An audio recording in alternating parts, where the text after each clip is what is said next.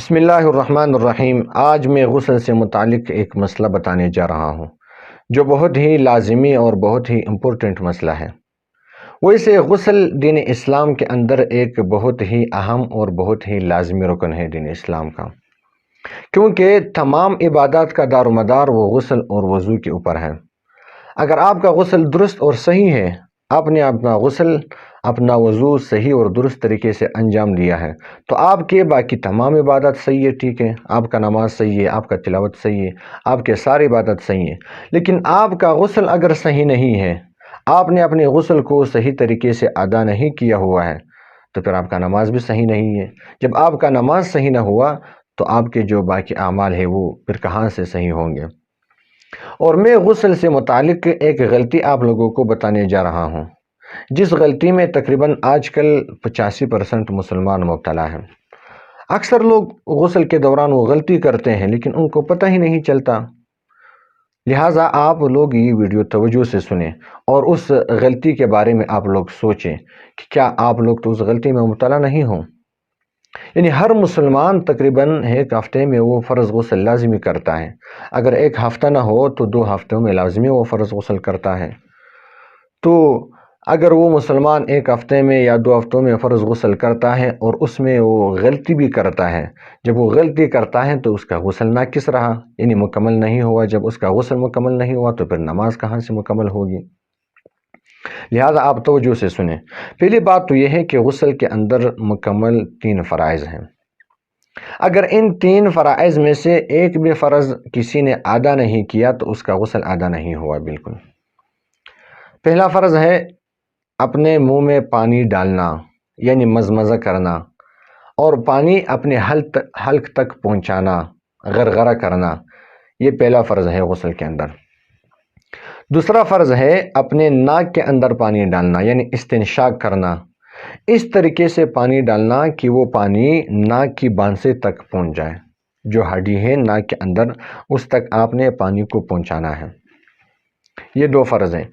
تیسرا فرض اپنے پورے بدن پہ آپ نے پانی بہانا ہے، یعنی سر کے بالوں سے لے کر پاؤں کی ناخن تک آپ نے پورے بدن پہ پانی کو بہانا ہے۔ اگر آپ نے پورے بدن پر پانی نہیں بہایا، یعنی پورے بدن میں کوئی حصہ خشک رہ گیا، آپ کے ہاتھ کا کوئی حصہ خشک رہ گیا، آپ کے چہرے کا کوئی حصہ خشک رہ گیا، آپ کے پاؤں کا کوئی حصہ خشک رہ گیا، یا آپ کا کوئی بال خشک رہ گیا، آپ کا غسل صحیح نہیں ہے، آپ کا غسل مکمل نہیں ہے، آپ نے غسل جو ہے وہ دوبارہ دہرانا ہے۔